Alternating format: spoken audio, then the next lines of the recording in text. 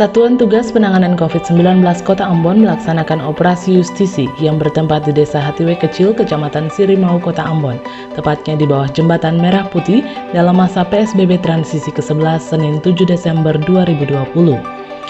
Koordinator Bidang Aktivitas Kerja Satgas Penanganan COVID-19 Kota Ambon, Beni Selano, kepada Diskominfo Channel mengatakan, dalam pelaksanaan operasi justisi kali ini, kurang lebih sudah 20 pelanggaran yang terjadi pada moda transportasi, di mana kedapatan mengangkut penumpang tidak sesuai dengan ketentuan yang berlaku, yaitu hanya sebanyak 50%. Kepada para pelanggar protokol kesehatan akan ditindak baik secara administratif maupun diberikan sanksi sosial. Selain itu, Selano juga mengatakan bahwa pada hari Minggu 6 Desember 2020, Satgas Penanganan COVID-19 Kota Ambon telah membubarkan 7 kegiatan Santa Claus.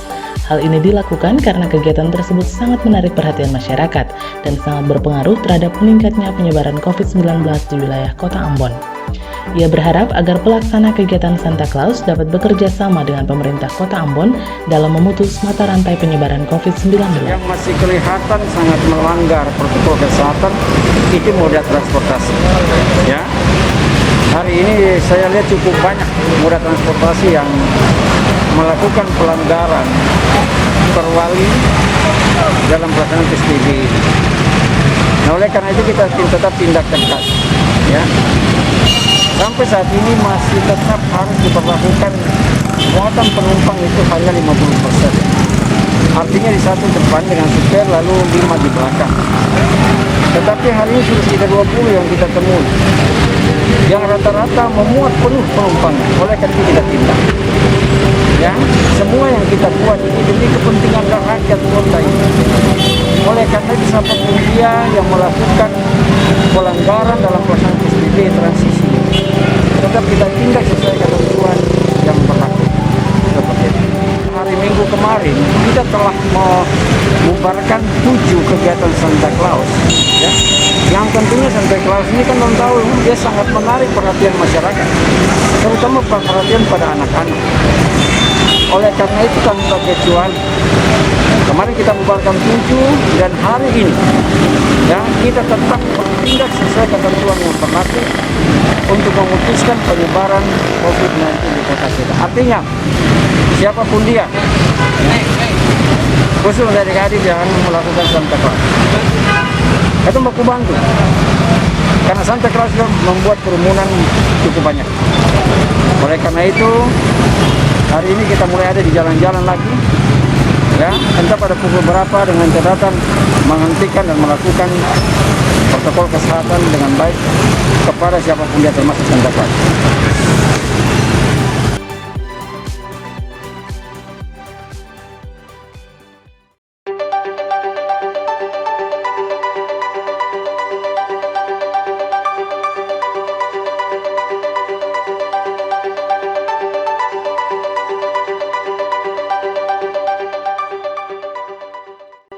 Sudah sebanyak 1.647 pelanggaran yang terjadi selama pelaksanaan PSBB transisi pertama sampai dengan yang ke-10.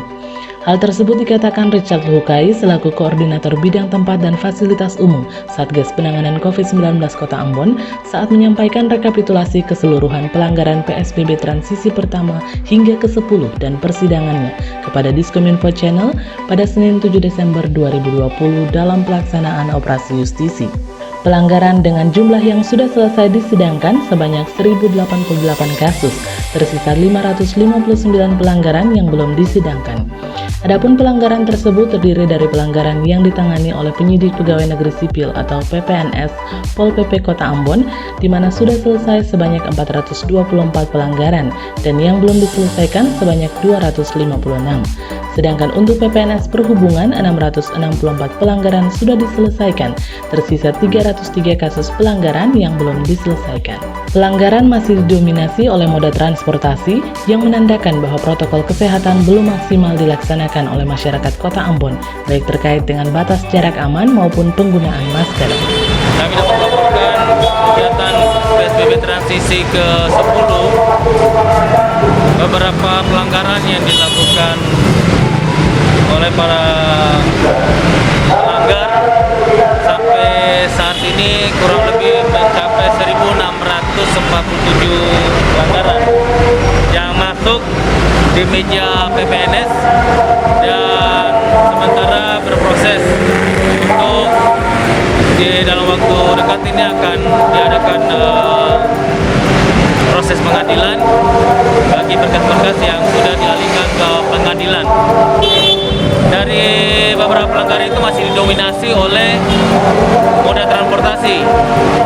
Masih sekitar 300-an lebih yang didominasi oleh moda transportasi, dan itu menandakan bahwasannya protokol kesehatan belum maksimal dilaksanakan dari masyarakat Kota Ambon itu sendiri terkait dengan batas jarak aman, ya, jarak aman, bahkan juga terkait dengan penggunaan masker. Nah, sampai saat ini sebenarnya trennya adalah yang kita dapati di lapangan, sesungguhnya masih ada juga masyarakat yang belum melaksanakan itu protokol kesehatan secara maksimal. Kalau dari beberapa tindakan yang kami lakukan setiap hari, itu sebenarnya penggunaan masker masih menjadi yang mendominasi sebenarnya. Kenapa kita katakan demikian? Dan sesungguhnya banyak pelanggaran sanksi yang kami berikan yang bersifat sosial itu bagi para pelanggar yang tidak menggunakan masker sebagaimana mestinya. Dari pelanggaran-pelanggaran sanksi sosial itu kalau diakumulasi dengan pelanggaran administrasi, maka penggunaan masker itu masih mendominasi. Nah, sekali lagi kami mengajak masyarakat Kota Ambon untuk selalu taat terkait protokol kesehatan, karena cara inilah salah satu cara untuk kita menghindari penyebaran COVID-19. Bahkan cara ini salah satu cara untuk mengendalikan penyebarannya di masyarakat di Kota Ambon khususnya. Nah, kali itu sekali lagi kami mengharapkan masuknya PSBB yang ke-11 ini, transisi ke-11 ini bisa memberikan kontribusi terkait dengan proses ke depan untuk menjaga atau mengendalikan penyebaran COVID-19 ini, dan kita selesaikan sama-sama. Ini tugas tanggung jawab kita semua, seluruh komponen masyarakat, baik pemerintah, swasta, lembaga-lembaga, manapun. Ini merupakan kerja sama-sama. Karena kalaupun pemerintahnya bekerja sendiri, saya rasa tidak maksimal. Lalu kami berharap semua stakeholder dan lapisan masyarakat sekali lagi, mari potong pele COVID-19 sama-sama supaya kita masuk pada zona yang aman dan tidak ada lagi yang terkonfirmasi penyebaran COVID-19. Demikian dapat saya melaporkan.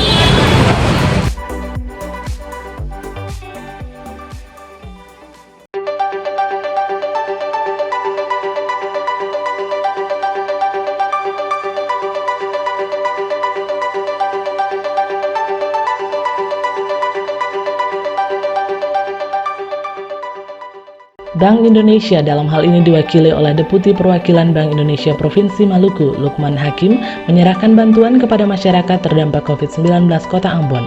Penyerahan tersebut dilaksanakan dalam rangkaian apel persiapan operasi justisi di halaman parkir Balai Kota Ambon. Bantuan yang diberikan berupa sembako yang terdiri dari 10 kg beras, 5 liter minyak goreng, gula, susu, daun teh, serta telur dalam setiap paketnya.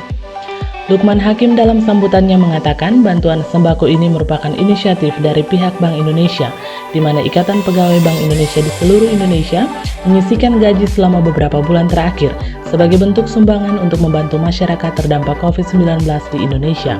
Ia berharap bantuan yang diberikan dapat bermanfaat bagi para penerima. Di tempat yang sama, Asisten 1 Kota Ambon Minco Tupamahu menyampaikan terima kasih serta memberikan apresiasi yang tinggi kepada pihak Bank Indonesia atas kepedulian yang ditunjukkan lewat bantuan yang diberikan kepada masyarakat, secara khusus kepada para petugas kebersihan Kota Ambon. Tupamahu berharap bantuan yang diberikan dapat membantu para petugas kebersihan agar lebih bersemangat dalam bekerja. Kami dari Bank Indonesia mengucapkan terima kasih banyak atas undangannya untuk bisa menghadiri kegiatan apel pada pagi hari ini. Jadi kami telah minta izin ke Indomie diurusi untuk bisa menumpang atau bergabung dengan kegiatan pada pagi hari ini dalam rangka penyerahan bantuan sembako kepada masyarakat di Kota Ambon terkait dengan salah satu kontribusi Bank Indonesia untuk mengurangi dampak COVID kepada rekan-rekan kita yang berpenghasilan rendah. Jadi bantuan yang diberikan oleh kami pagi hari ini adalah bantuan dari Ikatan Pegawai Bank Indonesia atau IPB. Jadi kami dari para pegawai Bank Indonesia di seluruh Indonesia selama beberapa bulan terakhir itu menyisihkan sebagian gajinya. Jadi menyisihkan sebagian gajinya untuk sebagai sumbangan yang nantinya diberikan kepada masyarakat di seluruh Indonesia yang terkena dampak COVID, terutama untuk masyarakat yang berpenghasilan rendah.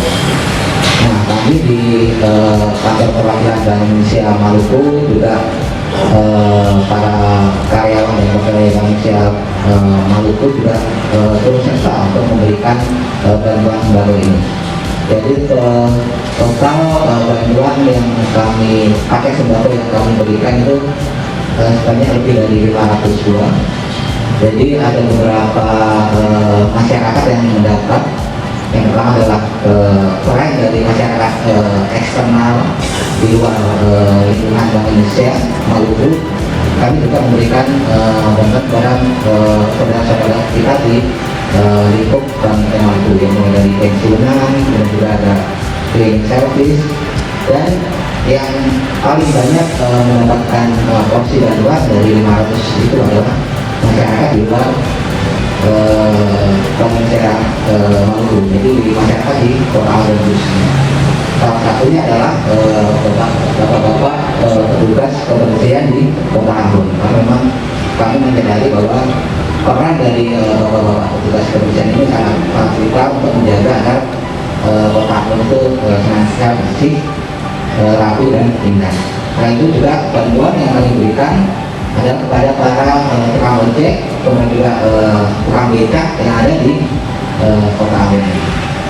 Untuk bantuan sendiri itu ada beberapa paket sembakonya, ada beberapa, misalnya beras 10 kilo, dan juga ada minyak goreng 5 kilo, ada kemudian juga susu kaleng, ada juga teh, dan juga ada telur dan gula. Jadi kami harapkan bantuan itu bisa memberikan semangat kepada bapak terutama dari pihak kepolisian untuk bisa tetap bekerja dengan baik. Karena ini kan sudah menjelang akhir tahun, ada saudara-saudara kita yang bentar lagi merayakan Natal, juga bantuan yang kami berikan juga untuk kami harapkan juga bisa dimanfaatkan dengan baik, sehingga nantinya bisa bekerja dengan baik, membantu masyarakat membersihkan sampah-sampah di Kota Ambon. Memang bantuan yang kami berikan tidak seberapa, namun kami harapkan itu bisa dimanfaatkan dengan baik.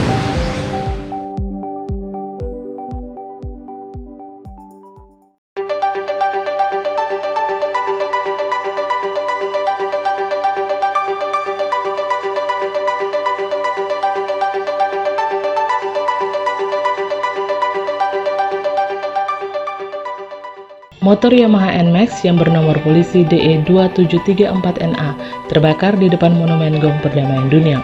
Sepeda motor yang diketahui milik Bribka Ronald Poli, personil Direktorat Reserse Kriminal Umum Polda Maluku, terbakar pada hari Senin 7 Desember 2020. Berdasarkan pantauan Diskominfo Channel di lokasi tersebut, motor dikendarai Poli dari Jalan Aipati namun berhenti karena mengalami gangguan akibat adanya tumpahan bahan bakar minyak.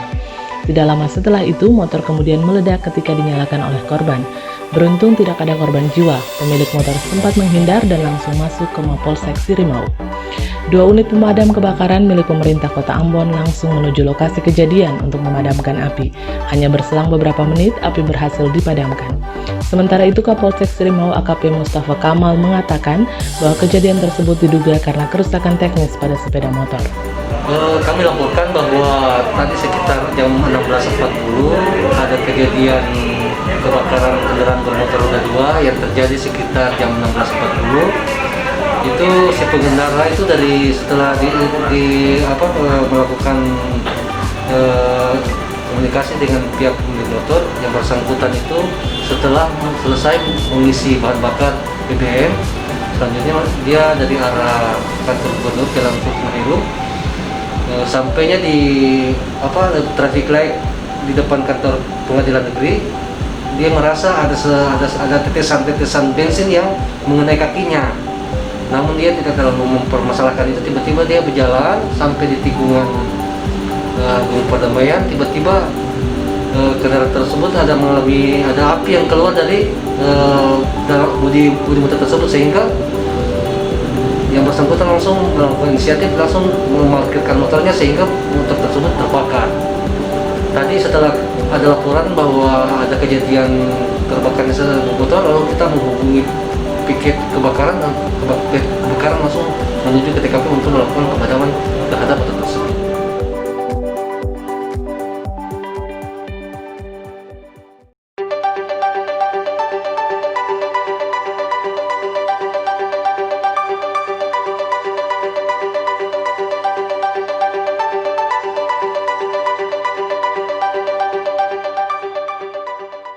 Direktorat Kelembagaan Deputi Bidang Sumber Daya dan Kelembagaan Kementerian Pariwisata dan Ekonomi Kreatif Republik Indonesia bekerja sama dengan Ambon Music Office melaksanakan kegiatan diskusi kelompok terpumpun dengan tema finalisasi penyusunan roadmap Kota Musik Ambon di Swiss Bell Hotel Ambon. Kegiatan tersebut bertujuan untuk mengembangkan dan memfasilitasi para musisi maupun komunitas musik yang ada di Kota Ambon agar dapat berpartisipasi dan memberikan aspirasi untuk Ambon sebagai kota musik dunia ke depannya. Selain itu, membuat sebuah ciri khas dari Kota Ambon, di mana membangun ekonomi kreatif salah satunya melalui musik. Hal tersebut disampaikan oleh Dr. Herbin Saragi, STMM, selaku Subkoordinator Kelembagaan Regional 3A Kementerian Pariwisata dan Ekonomi Kreatif Republik Indonesia. Turut hadir dalam kegiatan tersebut Direktur Ambon Music Office Roni Lopis, perwakilan OPD terkait lingkup pemerintah Provinsi Maluku dan Kota Ambon, serta para musisi dan komunitas musik di Kota Ambon. Jadi selamat pagi. Jadi tujuan dari kegiatan penyusunan roadmap kelembagaan Kota Musik Ambon ini sebenarnya adalah bagaimana kita membranding Ambon itu sebagai sebuah kota musik, di mana Ambon itu banyak lahir artis-artis atau pencipta-pencipta lagu. Jadi kegiatan ini kita mau mengakomodir semua mereka yang merupakan Kota Ambon sudah masuk bagian daripada salah satu di UNESCO. Mereka itu adalah Kota Musik Ambon. Jadi sebenarnya ini adalah untuk mengembangkan untuk memfasilitasi para musisi yang ada di Kota Ambon atau komunitas-komunitas Kota Ambon untuk mencoba membuat membangun ruang mereka agar mereka bisa beraspirasi di situ atau berpartisipasi di situ. Jadi itu sebenarnya yang menjadi tujuan utamanya. Tadi kita susun dari kita kaji dulu, kita kaji apa sebenarnya menjadi ciri khasnya. Lalu nanti kita buat sebuah hasil kajian. Oh ini loh sebenarnya yang menjadi ciri khas dari Kota Musik Ambon yang sudah lama kita mencoba melakukan kajiannya. Jadi itu merupakan menjadi bagian dari kegiatan hari ini yang udah ini berlangsung ketiga kalinya, yang secara offline, secara online juga udah berlangsung beberapa kali. Kita membahas segmennya seperti apa, habitualnya orang Ambon itu seperti apa. Kita semua kaji dampaknya seperti apa kepada komunitas, kepada masyarakat dan terhadap ekonomi yang terjadi apabila ini Kota Ambon ini menjadi sebuah kota musik di Indonesia. Kedua, kita pengen membuat sebuah ciri khas dari Kota Ambon ini. Kita pengen membangun ekonomi kreatif di Ambon ini. Kota Ambon ini merupakan ekonomi kreatif di Kota Ambon ini adalah salah satunya musik yang paling dominan. Jadi kita mau membuat seluruh Indonesia itu ada Ambon dengan kota musik. Manado kita juga lagi kaji dia mungkin choir kreativitas. Di Bandung ada namanya seni kriya. Jadi beberapa daerah sedang kita gaji, tahun ini kita gaji ada hampir 7-8 daerah. Kita mau mengeksplor ekonomi kreatif yang ada di provinsi-provinsi ini. Salah satunya adalah Ambon ini. Semoga dengan kegiatan ini komunitas-komunitas yang ada, komunitas musik Ambon ini bisa mengeluarkan aspirasinya, bisa mengeluarkan pikirannya bagaimana ke depannya perjalanan ke Ambon ini menjadi sebuah kota musik dunia yang ada di Indonesia. Terima kasih.